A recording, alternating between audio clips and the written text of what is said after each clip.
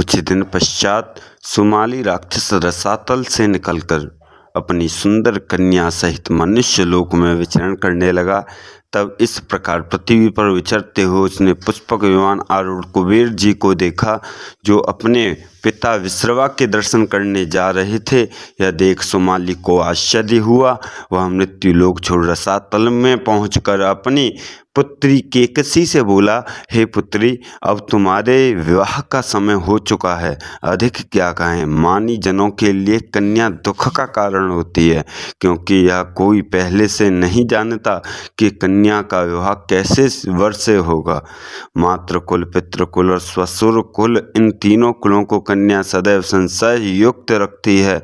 अतः तुम अब ब्रह्मा के कुल में उत्पन्न पुलस्त्य के पुत्र विश्रवा मुनि को स्वयं जाकर वर्ण कर लो। हे पुत्री, विश्रवा को वर्ण करने से तुझे कुबेर के समान ही तेजस्वी पुत्र का लाभ होगा। फिर तो वह कन्या अपने पिता के वचनों को सुन पितृ गौरव को स्वीकार कर जहाँ विश्रवा मुनि तपस्या कर रहे थे वहाँ जाकर खड़ी हो गई।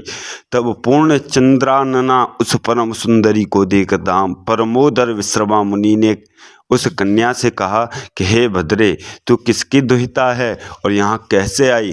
तब उस कन्या ने हाथ जोड़कर कहा, महाराज, यह तो आप अपने तप से ही जान सकते हैं, फिर भी मैं आपको यह बतलाती हूँ कि अपने पिता की आज्ञा के आपके पास आई हूँ और मेरा नाम केकसी है। शेष वृत्तांत आप स्वयं ही जान सकते हैं। विश्रवा मुनि ने ध्यान करके उसके आने का प्रायोजन ज्ञात कर लिया और तब उससे कहा, हे भद्रे, मैंने तेरे मन की बात जान ली। हे मतंग गजेंद्र गामुनि, मुझसे पुत्र उत्पन्न कराने की तेरी अभिलाषा है, किंतु इस दारुण समय में तू मेरे पास आई है, अतः तुमसे क्रूर कर्मा राक्षस उत्पन्न होंगे। विश्रवा मुनि के ऐसे वचन सुन केकसी ने कहा, हे भगवान, आप जैसे ब्रह्मवादी द्वारा मेरे दुराचारी पुत्रों को नहीं चाहती, अतः आप मुझ पर कृपा कीजिए। इस पर मुनि श्रेष्ठ ने कहा, अच्छा, तेरा पिछला पुत्र तेरे वंशानुरूप धर्मात्मा होगा, इसमें कोई संदेह नहीं है। हे राम, फिर तो कुछ काल पश्चात उसके बड़ा भयंकर विभत्स रूपी राक्षस पुत्र प्रसव किया।